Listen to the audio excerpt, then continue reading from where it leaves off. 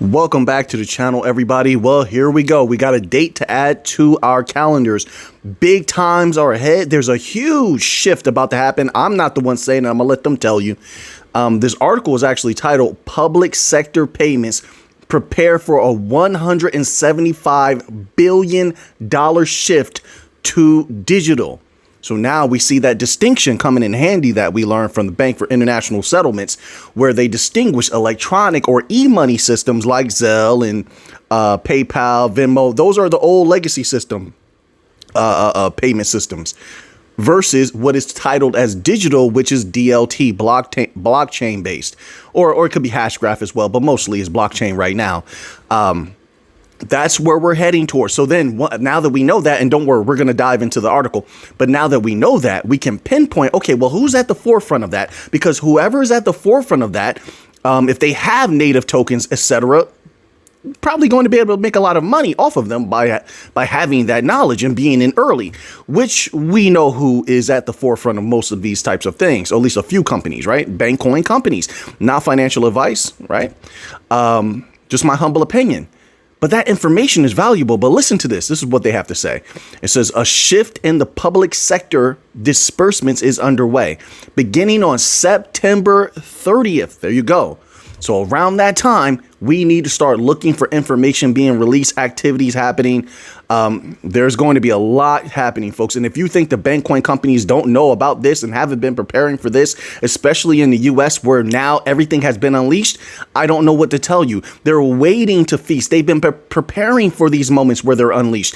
We've read article after article where small and medium sized businesses are crying out for the technology. They're crying. We read one recently, like maybe within the last 3-4 days, where they're crying out for what we've been talking about, global reach, which is something right now, as you can see by all the different geopolitical tensions, these legacy system entities don't have that. They've chosen a side. Meanwhile, DLT has remained neutral.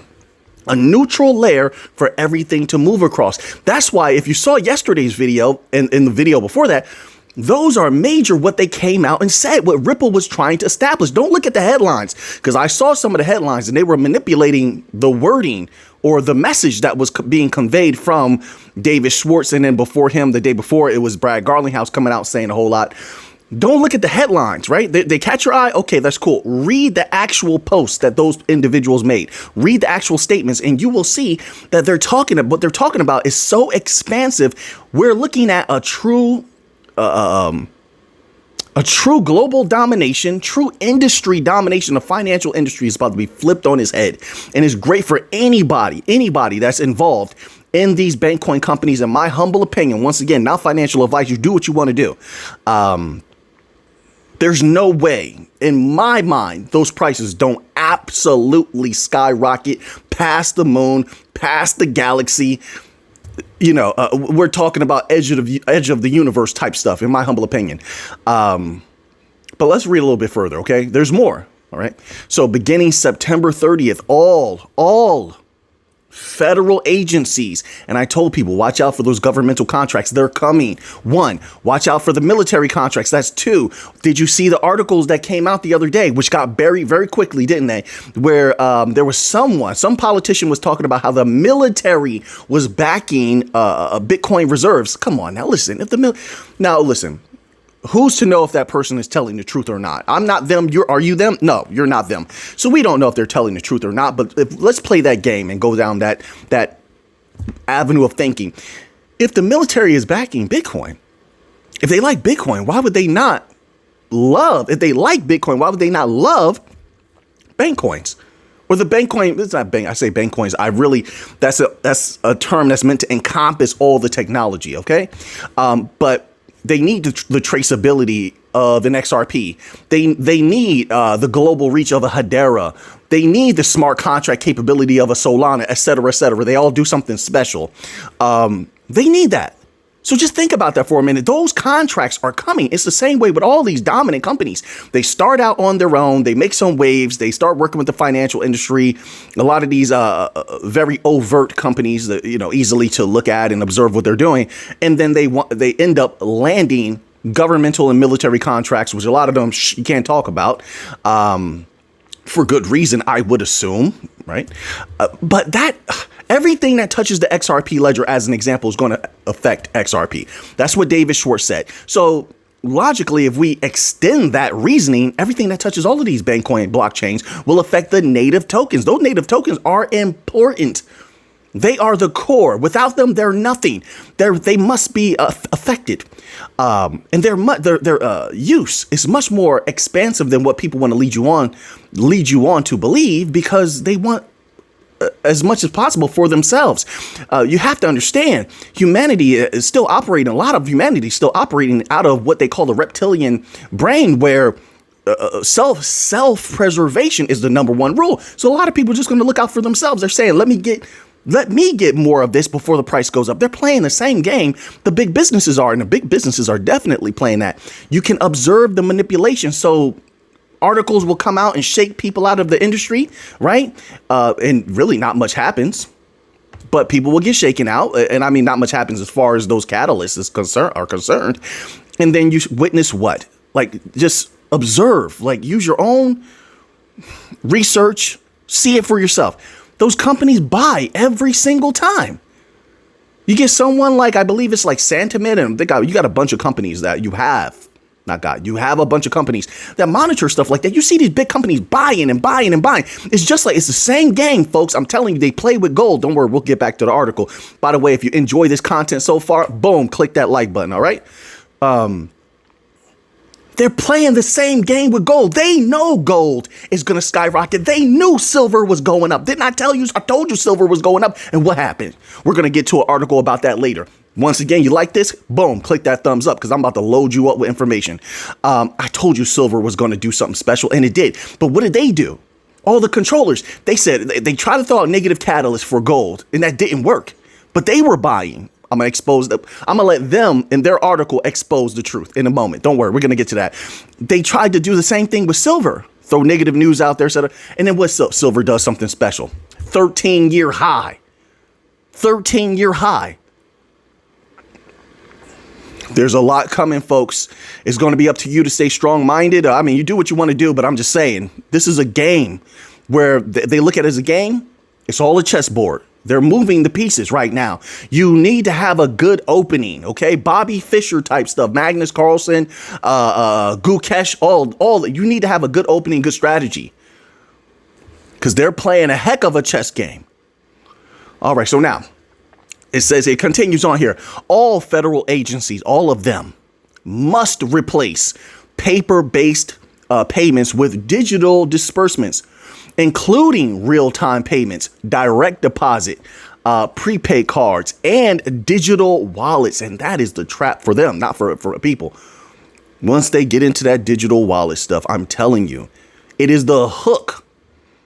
And Ripple knew it. A lot of the Bankcoin companies knew it. They were talking about the digital wallets years ago.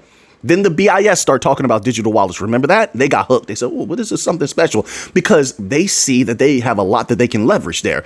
Lending, right? New ways of lending, new ways of staking, delegating, stuff they couldn't do before. They love it. So then the Bankcoin company said, oh, you like that, huh? Really? Let's sprinkle a little bit on top. They made it sweeter for them. The banks are going to get hooked on those digital wallets. Big businesses, small businesses alike are going to get hooked on it. It's going to ensure, theoretically, it should ensure a continuity of flow of value, which means when those prices go up, they don't come back down to where they are now. They don't. Right now, we're still in a nascent phase where they're playing the same game they've been playing for a time now. But the game is about to change. They know it. That's why they're gobbling up as much bank coins as they can. You have other countries now talking about a digital asset stockpile, not a Bitcoin stockpile, although they're going to do that as well. But no, now they're exclusively talking about, oh, well, how we're going to do this digital asset stockpile. You see all of these different companies. And I believe, what was the country? There was a country, I believe, that was reported. And once again, why wasn't that widely reported if that's real?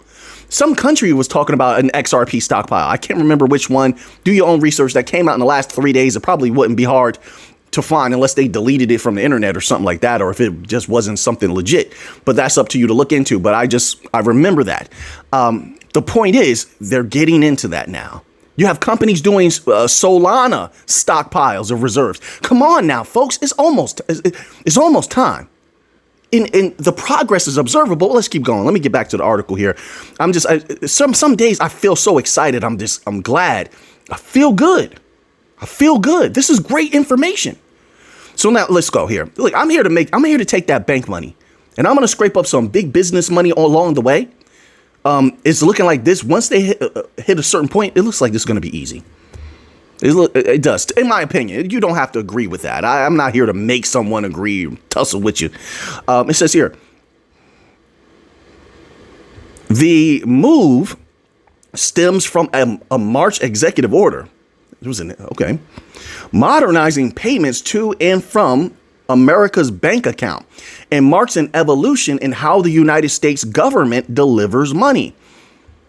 And you know what's, if you understand what the United States government has been working with, some of the things that it would blow the average person's mind how dilapidated their systems really are. And I know when people think, oh, the government is like 10 years ahead of everybody in technology, you're talking about specialized programs that most people don't even have clearance to access. Not the regular government. The regular government, both federal and state, are in terrible shape.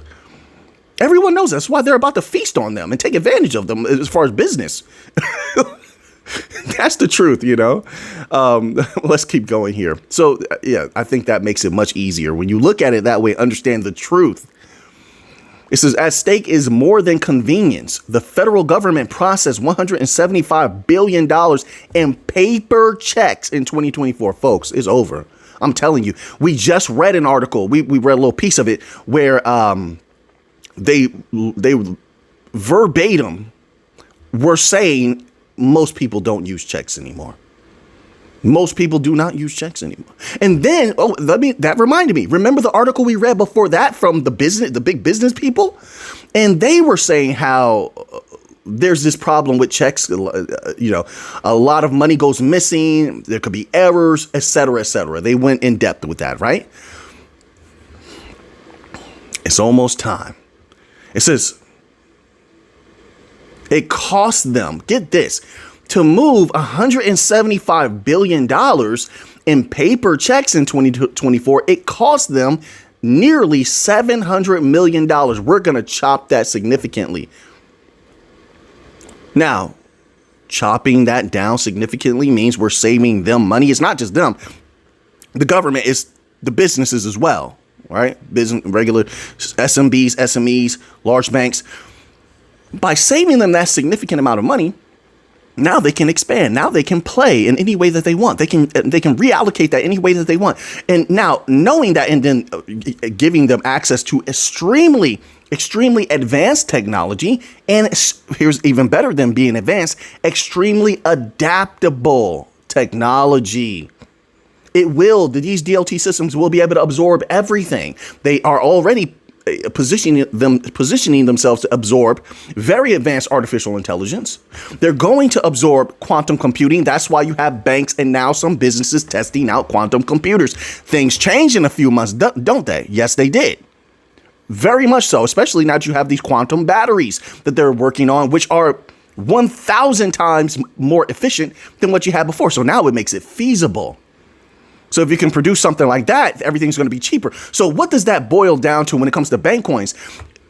When you're holding bank coins, you're holding a piece of the new financial system. And these companies are in a position where it looks like at some point, I could be wrong, just my humble opinion, they're going to hand over tons of value to these systems, which means those prices go up. If those prices go up, and we're looking at governmental systems, banking systems, are they not continuous in their activity? Yes, they are. They're continuous. So if there is a continuity, there's continuous value flowing in and out, in and out. How does that price come down once they're involved? If things play out the way that they appear that they're going to play out. And right now, although, listen, there's always the unknown. Let's just be real. So sure, could there be an unknown variable, change the trajectory of things? Sure, that's definitely possible. However, right now, we have to be reasonable and in our estimations say to ourselves, well, every possible major catalyst is pointing up. Same way we did with gold. And what happened? Gold went up, 2,000, 3,000, 3,300. It just kept going. So when we trust ourselves and we're being truthful with ourselves and weighing the possibilities, we can now, through our experience, we've had enough, say that that which has the higher percentage of possibility of happening from what we're really observing, real information, then that is probably what's more likely to happen. Once again, although there are unknown variables, but as of right now, I cannot see a major catalyst to change this trajectory. They have nothing to replace the technology with. So this is going to be major, in my opinion. We'll see how it all plays out. We got a few months left, so a few more steps to go. Things have been happening rapidly every day. Man, it's a good day. It's a good day. It's a good day. So now let's move here and let's see what they're talking about here. My apologies. Like I do like this. My apologies. If you've been here for a while, you know I have to share wisdom with people. You know, you may not have made it to this age bracket. I'm just going to let you know when your body starts changing, those nose hairs come out like a sword. They're going to tickle you. Oh man, you can cut them all you want. I just cut the nose hairs the other day. Yeah, I'm giving you raw, honest wisdom and experience. People don't like to talk. This is a problem with society now. I do. I'm going to let you know. Those nose hairs will come out and poke you. And you're like, pardon me. You got to do a little something so it doesn't annoy you, you know, or you're going to be tortured. So now,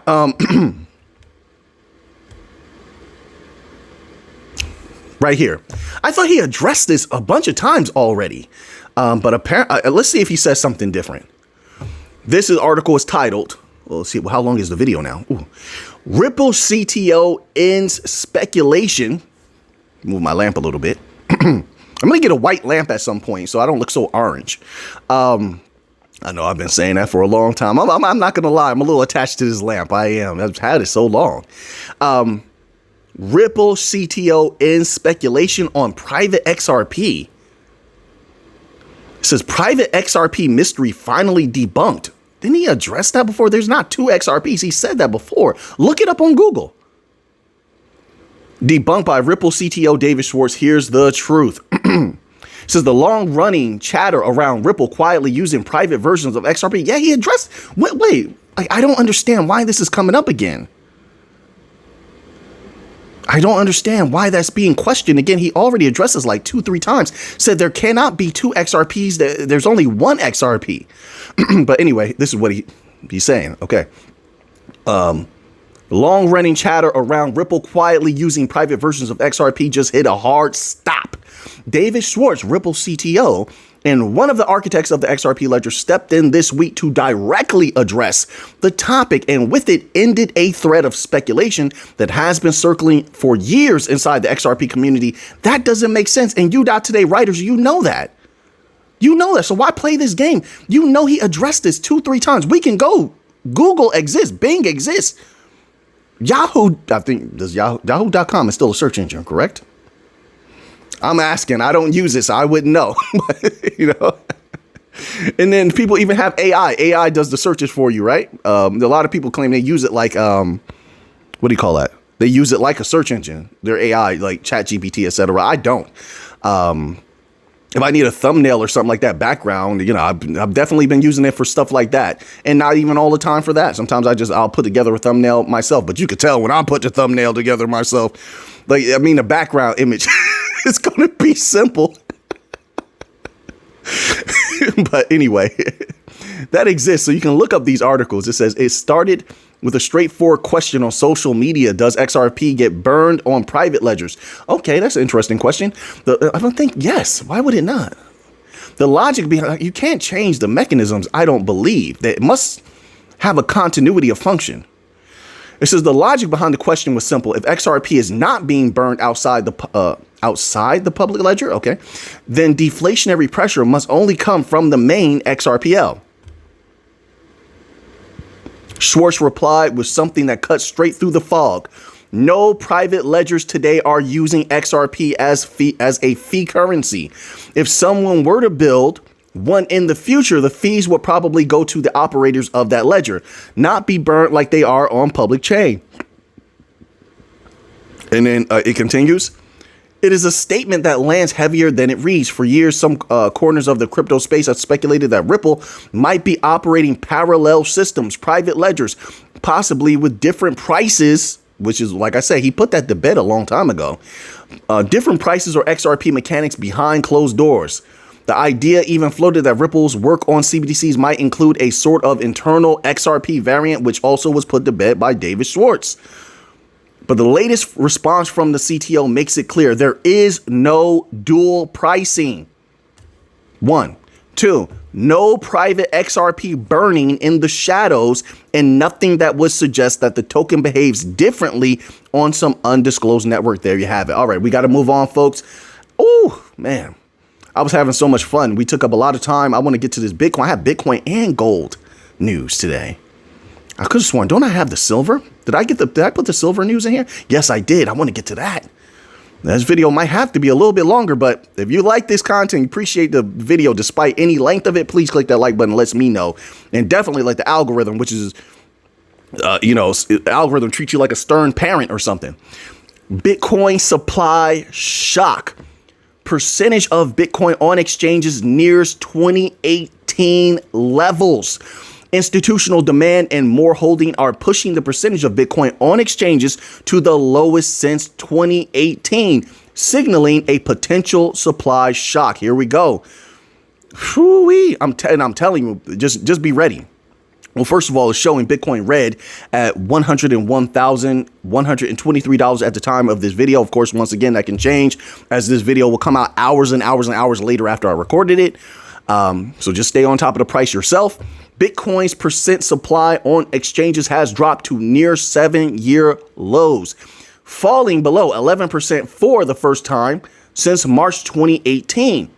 According to Glassnode data, the peak occurred around March 2020 when over 17.2%, let me scroll down, of the Bitcoin supply was held on exchanges. Since then, over 6% of the supply, or roughly 1.26 million Bitcoin, has been withdrawn from exchange wallets. Okay, and then they actually delve deep into this, but I want to get to that gold news. So Bitcoin is looking great. As we knew it would. Bitcoin's hodling rises to a 2-year high. So that's good. That's good to hear. And the big companies just keep buying. They did some selling. Don't get me wrong. They did some selling. That was just manipulation. I told you. It's just manipulation. They have jumped back in. And it didn't even rock the boat that much. You want to be honest. Look at the price of Bitcoin. It didn't rock the boat that much. All right. So now, there's like this balancing effect, this balancing game that they play. You have to watch. It's very difficult to do, but if one watches everything that's happening simultaneously, which is almost impossible. When I say everything, I just mean as much as possible. One stands the chance of seeing these balancings of selling and buying happening all at the same time. And then you see what's reflected in the price. The price didn't drop too much despite certain volatilities. So the hodling continues.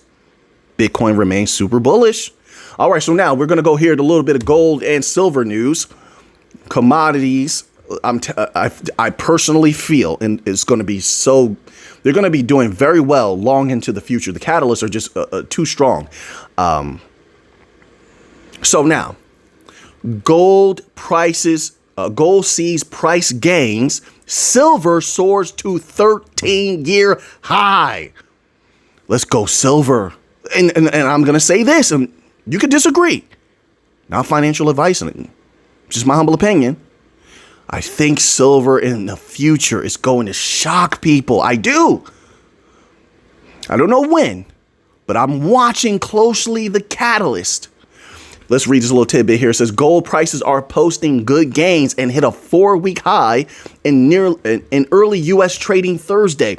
Silver prices are sharply up and hit a 13-year high. Let's go silver.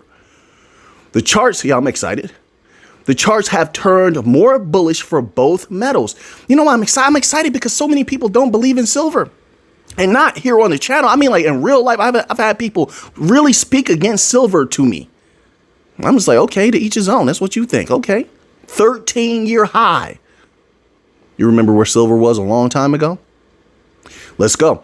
The charts have turned more bullish for both metals, which is also inviting the technical traders to the long sides. August gold was last up $18.50 to at $3,418.10. July silver prices were last up $1.43 at $36.08. Asian and European stocks were mixed overnight. U.S. stock indexes are pointing to slightly higher openings today in New York. The European Central Bank cut its main interest rate by 0.25% today, which was widely expected. Traders and investors are awaiting what is arguably the most important U.S. data point of the month. Friday morning's May employment situation report from the Labor Department.